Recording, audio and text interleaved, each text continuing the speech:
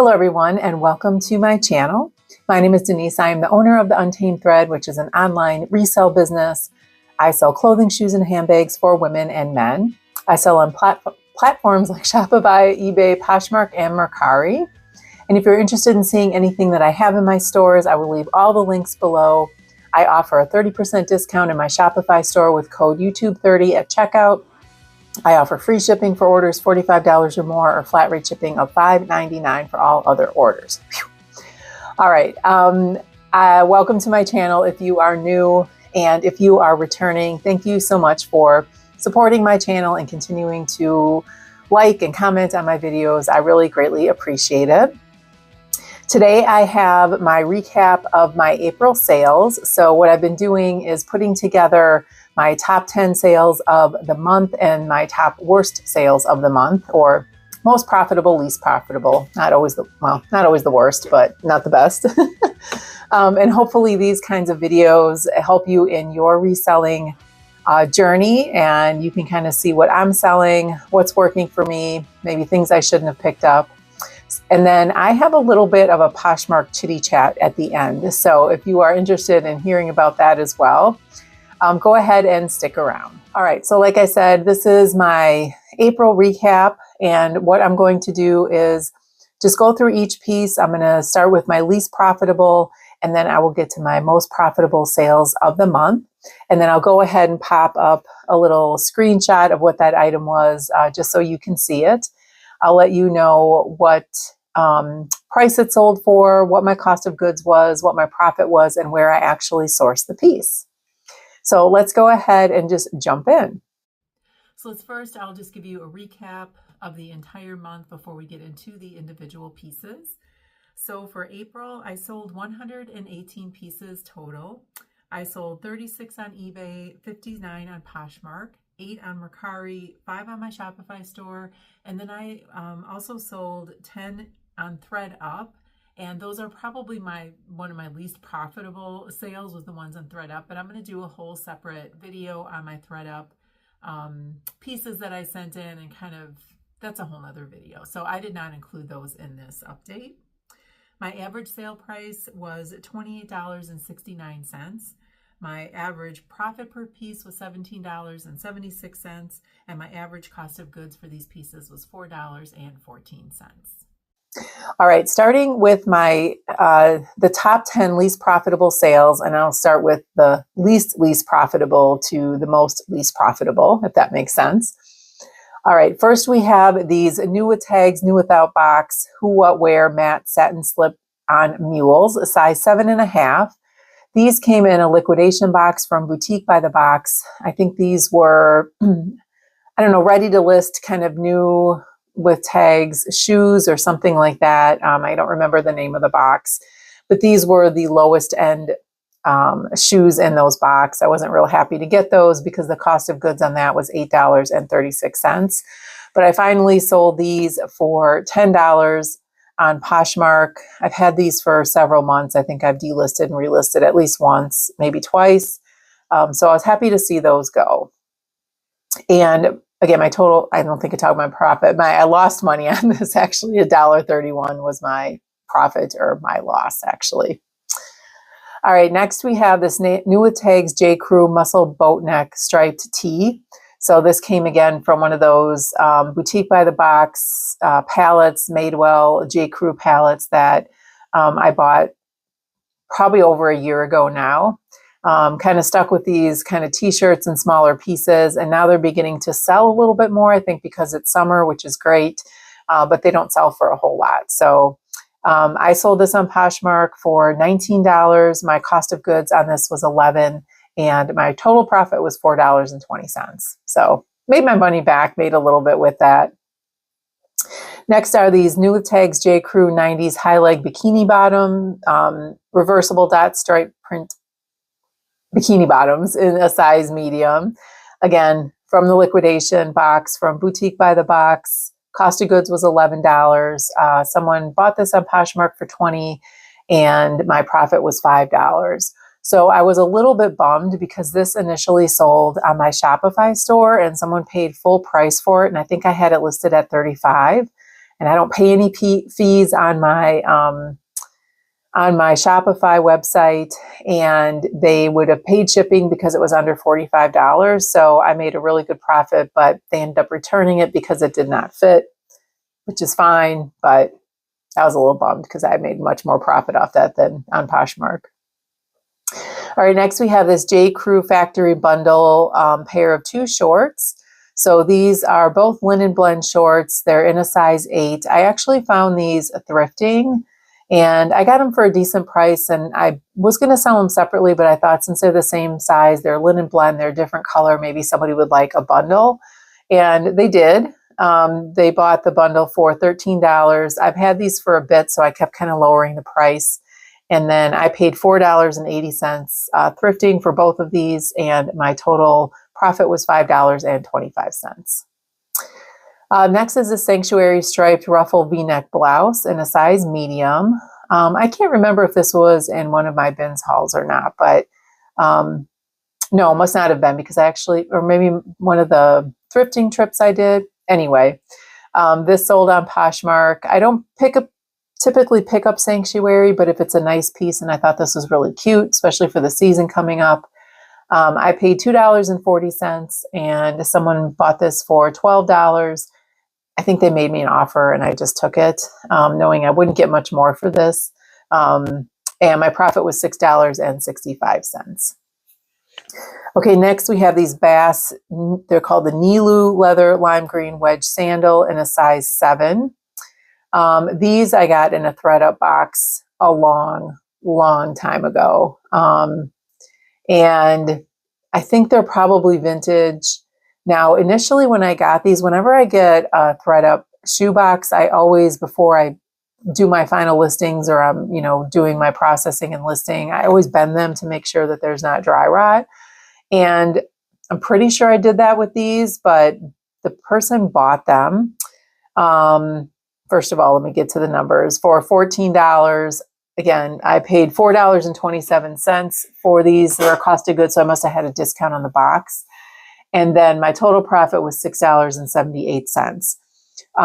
She reached out to me after the 3-day window of receiving them, saying she wore them and they started to fall apart, so they must have had dry rot. So I felt terrible, but the sale was already completed. So I said, I'm not sure that I can do anything for you, but I pulled Poshmark in the conversation. And I said, I know that the sale is already completed. She put a picture in there of what happened, but I'd be willing to take these back or accept a refund if that's possible. So Poshmark replied, and they actually refunded her money, but they still released my funds. So I'm not mad at that. I feel bad. I didn't try them again before I sent them, and I probably should have, because they've probably been sitting here for maybe almost 2 years, 3 years. So not a good situation. And I have to remember that when I have older shoes too, is before I send them out, I should check them again, because you never know if they've been sitting here for a while. All right. Next, we have this Lane Bryant mid-rise straight crop flex magic waistband jeans in a size 24W. And these sold on Poshmark for $11.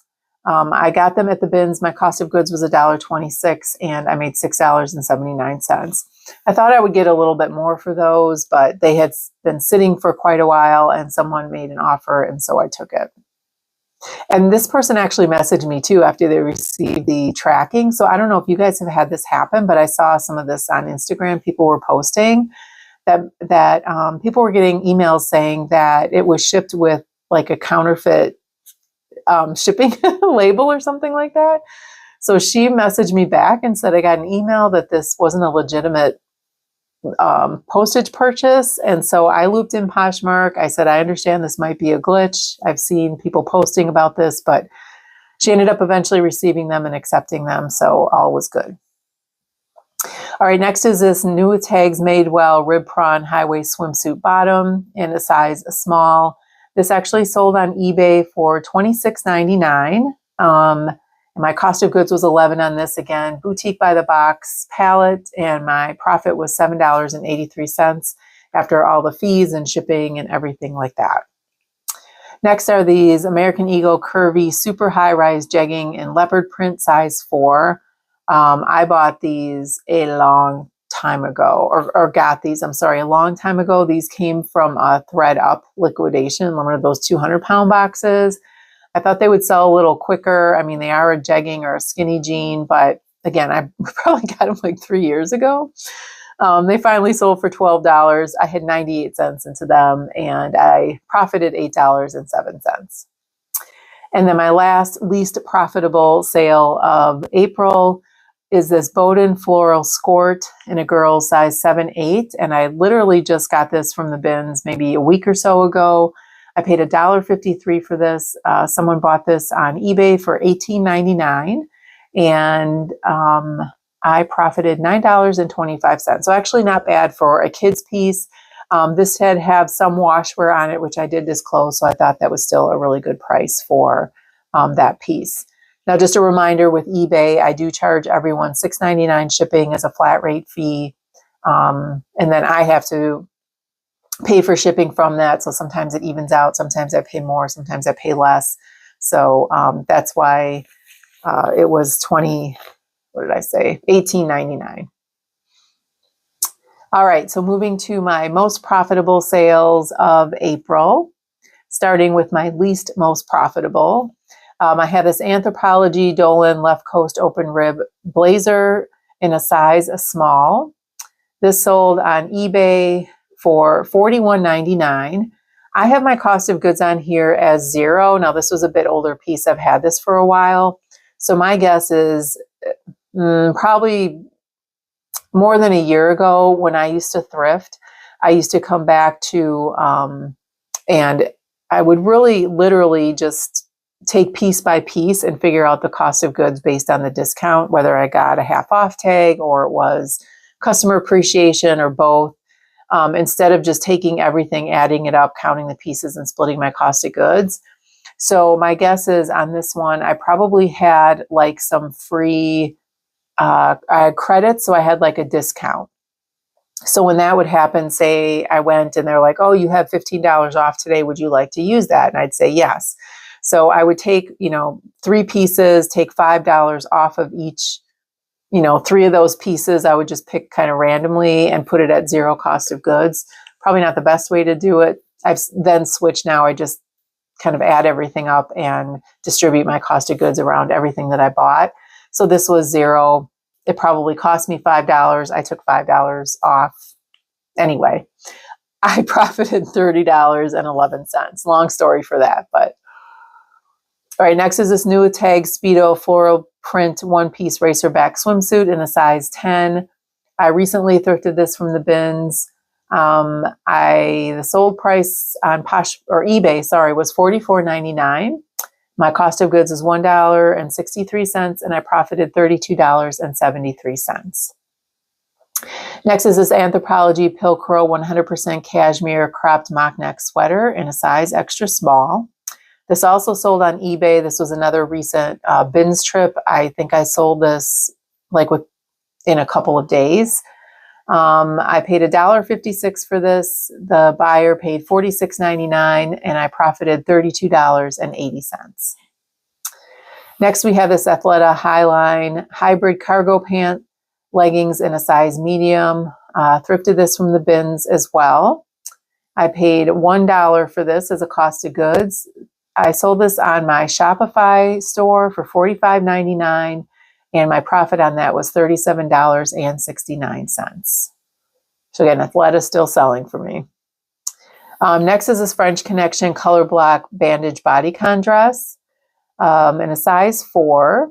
This I also got from the bins. This sold on eBay for $51.89. My cost of goods was $1.34, and my profit was $37.70.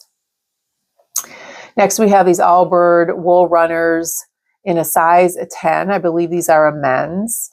No, these were a women's. I picked up a bunch of Allbirds when I had been on a couple of thrifting trips last year. So these were thrifted. I paid $5.12 for them. I thought they would move much quicker. I know Allbirds doesn't sell for as much as it used to or resell for as much, but I'm sitting on several pair and I'm just kind of surprised that they haven't moved. But anyway, someone finally bought these on my Shopify store for $55. So that was my full asking price. So they didn't get any of the discounts or shop on my Thrifty Thursdays where I offer 30% off. And my profit on those were $38.29. All right, next are these Velvet by Graham and Spencer Briley sanded twill utility pants in a size 8. I literally just got these at the bins. I think this was probably the last video I did, my bins haul, because I see it was 68 cents for cost of goods. That's where I went to the bins and the cashier just randomly gave me 50% off of my bill for the day. So these sold within a couple of days. They sold on eBay for $56.99 and my total profit was $40.87. Next is this new with tags Lacoste pleated skirt in a size large. This I also got from the bins. My cost of goods in that trip was 97 cents. This sold on Poshmark for $57. I wanted to get a little more. This was a pretty expensive skirt, but I had it listed, I mean, not too long. I hadn't delisted and relisted it at that point, and I had dropped the price for closet clear out because I had a ton of likes on it. But this person ended up liking it, and I think they got an offer and they took it. And then my profit was $44.63. Next is this new with tags Lisa Marie Fernandez linen gauze hooded cover up. This is a size medium, and I got this from the bins, and I realized once I got it and did some research on it, now Lisa Marie Fernandez is a Bolo brand, just so you know. I had never found it or picked it up before, but once I did research and kind of looked it up when I was there, I was like, oh yes, we're getting this, and it was new with tags. And I didn't realize it was a cover up at first. I just knew it looked like an open, just linen, kind of something you'd wear on a, summer day or something. And I realized it was also missing a belt. There were no belt loops. It was just a loose belt that went with it. Anyway, I ended up listing it, disclosing that it was missing the belt. And I believe I started at $125. Eventually, I reduced the price to around $95 or something like that. This ended up selling on Poshmark eventually for $83. So I think someone liked it and then they got an offer to like her. She accepted that offer. I paid $1.35 for this and my total profit was $65.05. So if you see Lisa Marie Fernandez anywhere, definitely look it up. This was just a cover up, a swim cover up, and it sold for $83. So not bad. And then last but not least, my highest profiting sale of April was these new with tags Etro 48 Kendall Caddy Viscose Blend dress pants.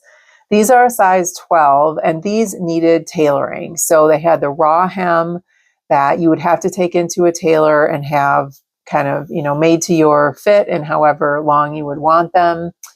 So I did note that. Now I've had these for a minute. But I did get these at a thrift store. When I was thrifting, I paid $4 for them. Etro is definitely a Bolo brand. And someone on on eBay paid $114.99 for these. And my total profit was $89.47. So that was fantastic. I will always check out Etro, look it up, see what it is, make sure that it is selling for a decent price. All right, so that is my recap. Leave me maybe a comment below around what you might have been surprised about in terms of what, didn't sell for as high as you thought, or maybe what you are surprised what sold for how much that it did. But I would happy to hear about how your sales were for April. And just a little quick thing, I was going to talk about Poshmark, and you probably think I'm going to talk about their delisting and relisting policy. I'm not really, I don't have much to say about that except I don't understand it. I get that they are maybe trying to cut down on the people with an advantage, maybe using a bot or something like that, but my thought is if you are someone who is willing to either put in the work to try to sell your pieces, either manually delisting or relisting on a regular basis to keep things at the top of the feed, or if you are paying for a bot, which I know they don't like or discourage, to help you get an advantage in your sales, and you're making sales and they're making money off of you, I don't know why they care. So that is just my take on that. Now, I have seen in the past couple of days, some people have put on Instagram that they delisted like 1 or 2 pieces and they automatically got like a violation and were told that they cannot list for 6 more days or something like that, new listings. I don't understand that kind of punishment either, because if these are probably us, the high volume sellers, the high volume listers, this is not your casual person who is just trying to sell some pieces out of their closet and they're delisting and relisting everything every day, or using a bot, or I don't know. Anyway, so if you are telling us high volume sellers that we can't list anything new for 6 days, you are literally like losing sales and losing money for your platform. So I don't understand that. What I will say is it just reinforces how important it is to me to cross list to other platforms, because these platforms are going to make decisions about what they think is their best business model for them. That is literally going to help make them the most money. I question some of their choices and how that makes sense, because what they did recently does not make sense to me. But anyway, that's the most I'm going to say about that. I actually was going to bring up another topic about Poshmark, and just to see if I'm just making this up in my own head or you experience this as well. But I have noticed, just kind of anecdotally, and I keep track of it in my head, I'm not keeping any hard data or anything like that, but I feel like the activity in my closet changes on a monthly basis, and it changes around the same time. So I don't do anything differently. My activity is the same. I list new pieces almost pretty much every single day. I delist and relist almost every single day. I share my closet 5 times a day. I follow other people's closets. I'm active on the app. So all the things that they tell you to do to stay consistent. So I've been consistent. I've always done that. That's just been my process.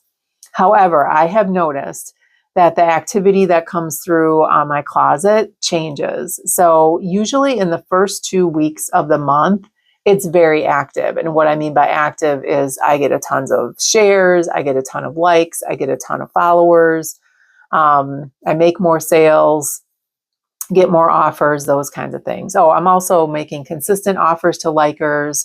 I participate in closet clear out on a regular basis. I drop prices. I make waterfall offers, all of that. So I'm very active. The only thing I don't do is live shows. That just doesn't work for my business model. That's a whole nother conversation. Anyway, and then it comes to about the middle of the month. And I would say the middle of the month, about 10 days-ish or so, all of a sudden it's literally like crickets. So I have this theory that they have closets at any given time in an A group and B group. So they move us between A and B depending on the time of the month. So A group is, hey, you're completely visible. You share your closet. Everybody's seeing everything. They search, they find your things. Everybody's sharing, liking, they're doing the stuff. They're buying, whatever. And then they switch over to a B group saying, hey, you've had enough activity. You've made a bunch of sales. And so we're just going to switch you to B group and move some other people up to A group so they have the same opportunity. This is what I'm thinking in my head. And then I see, like, again, I share my closet 5 times a day. And for someone who shares it that much, to only see very few likes for like a 7 to 10 day period, very few shares.